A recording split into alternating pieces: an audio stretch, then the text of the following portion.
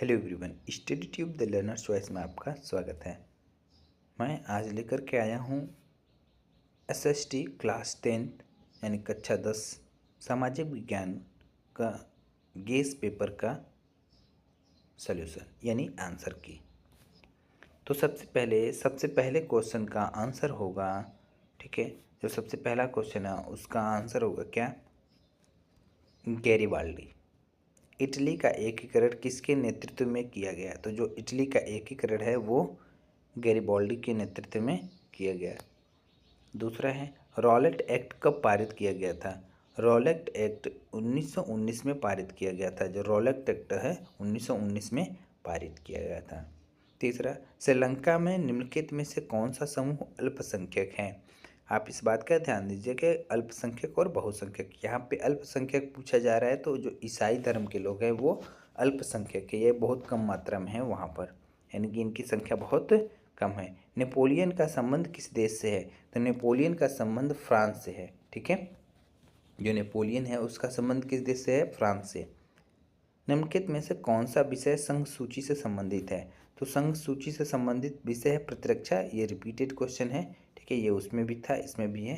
तो संघ सूची से संबंधित विषय कौन सा है? प्रतिरक्षा। चलिए आगे देखते हैं। भारतीय संविधान में भाषाओं को किस अनुसूची में रखा गया है? तो भारतीय संविधान में भाषाओं को 8वीं अनुसूची में रखा गया है। भारतीय संविधान में भाषा को 8वीं अनुसूची में रखा गया है। कुल कितनी भाषाएं हैं? 8 भाषाएं हैं। वर्नाकुलर प्रेस एक्ट कब लागू किया गया? वर्नाकुलर प्रेस एक्ट 1878 में लागू किया गया था।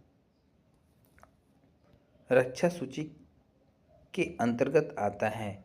रक्षा किस सूची के अंतर्गत आता है? ठीक है, तो रक्षा संघ सूची के अंतर्गत आता है। जो रक्षा होता है वो संघ सूची के अंतर्गत आता है। निम्नलिखित में से किस वर्ष में श्रीलंका एक स्वतंत्र देश के रूप में उभरा? तो 1948 में, यानी कि 1948 में श्रीलंका स्वतंत्र देश के रूप में उभरा। निम्नलिखित में से किस वर्ष बांग्लादेश ग्रामीण बैंक की स्थापना हुई? तो 1970 में। जो बांग्लादेश ग्रामीण बैंक है उसकी स्थापना 1970 में की गई थी। निम्नलिखित में से किस राज्य में, ठीक, सोपान खेती की जाती है? सोपान खेती मतलब स्टेप फार्मिंग। स्टेप फार्मिंग जो सीढ़ीदार खेती होती है उसको कहते हैं। ठीक है, तो ये उत्तराखंड में की जाती है। देखिए इसमें ऐसा कोई ऑप्शन नहीं है कि जो उत्तराखंड के अलावा यानी इसके अलावा हो। ठीक है, तो यहाँ पे क्या उत्तराखंड सही हो जाएगा। नेक्स्ट, निम्नलिखित में से, अच्छा ऊपर करते हैं इसको, ठीक, निम्नलिखित में से कौन सा परंपरागत संसाधन है? तो परंपरागत संसाधन क्या है? कोयला है। परंपरागत संसाधन कोयला आ जाएगा। निम्नलिखित में से कौन सा खनिज अधात्विक है? अधात्विक खनिज कौन सा है? अभ्रक। अभ्रक क्या है? अधात्विक खनिज है। नेक्स्ट, लेटराइट मृदा निम्नलिखित में किस राज्य में पाई जाती है? तो इन सभी राज्यों में लेटराइट मृदा पाई जाती हैं। इन सभी राज्यों में लेटराइट मृदा पाई जाती है। श्वेत क्रांति संबंधित है। श्वेत क्रांति दूध उत्पादन से संबंधित है। आपसे पूछा जाए पीली क्रांति संबंधित है तो तिलहन उत्पादन से संबंधित है। ग्रीन हरी क्रांति संबंधित है तो, ठीक है, खाद्यान्न उत्पादन से संबंधित है। तो इन सभी को आप याद रख लीजिएगा। चलिए नेक्स्ट चलते हैं। भारत में उपभोक्ता संरक्षण अधिनियम, ठीक है, कोपरा कब लागू किया गया? तो 1986 में।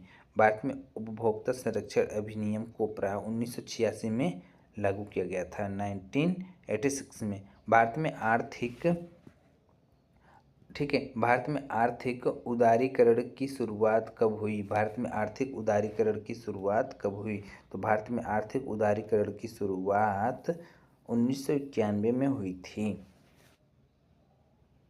स्वयं सहायता समूह में बचत एवं ऋण संबंधित अधिकतर निर्णय लिए जाते हैं। तो किसके द्वारा लिए जाते हैं? सदस्यों के द्वारा लिए जाते हैं।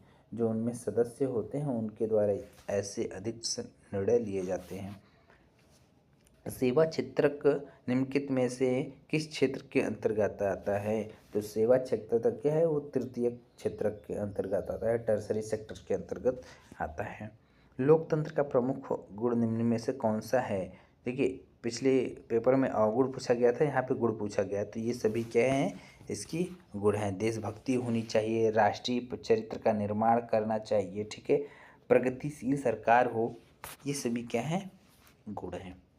नेक्स्ट यहाँ पे आओगे तो वर्णनात्मक प्रश्न में आपको जो प्रश्न है, देखिए पहले प्रश्न का फ्रांस की क्रांति कब हुई, इसका मुख्य कारण क्या था।